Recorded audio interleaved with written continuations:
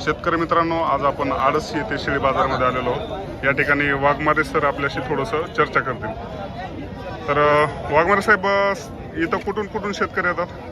इथून बीड, जालना, परभणी, लातूरच्या पलकड, आपलं धाराशिव असेल, खालून गंगाखेडपासून लोक या ठिकाणी शेळ्या घेण्यासाठी संभाजीनगर पासून लोक येतात। तर कोणत्या कोणत्या जातीच्या शेळ्या आपल्या इथे विक्रीला आहेत सर? इथं बिट्टल आहेत, तोतापुरी, उस्मानाबादी, गवरान, अच्छा, शिरोई।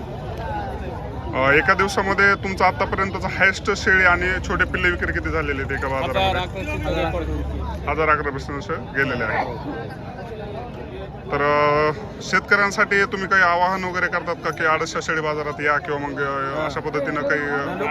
आडसच्या शेळी बाजारात प्रसिद्ध आहे, पहिलाच आडतचा बाजार प्रसिद्ध आहे। बाजार पण प्रसिद्ध आहे। इथे दंगा नाही, धोका नाही, किंवा काही अडचण येणार नाही, काही नाही। व्यवहार सुरळीत होतात, कोणत्या व्यवहार लबाडीचा होत नाही, काही नाही। आणि जिथं जिथं अडचण येईल तिथं आम्ही सहकार्य करतो। अच्छा, हा, तुमचं सहकार्य आहेच। मला सुद्धा एका व्हिडिओमध्ये प्रॉब्लेम आलेला होता, त्यावेळेस तुम्ही सहकार्य केलेलंच होतं। तर किती हजार किमतीपर्यंतचे जनावर आहेत सर या ठिकाणी?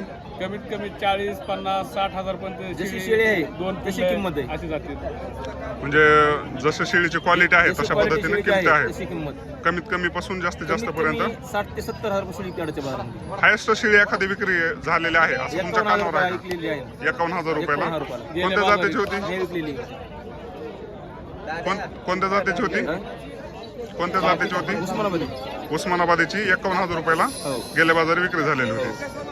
ओके, थँक्यू सर, तुम्ही जो मोलाचा वेळ दिला त्याबद्दल।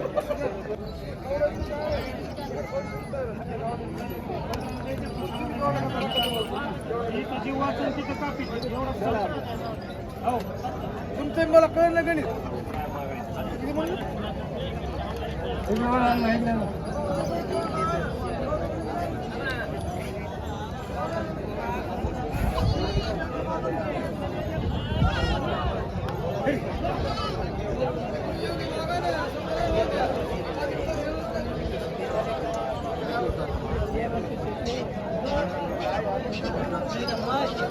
काय माल आहे?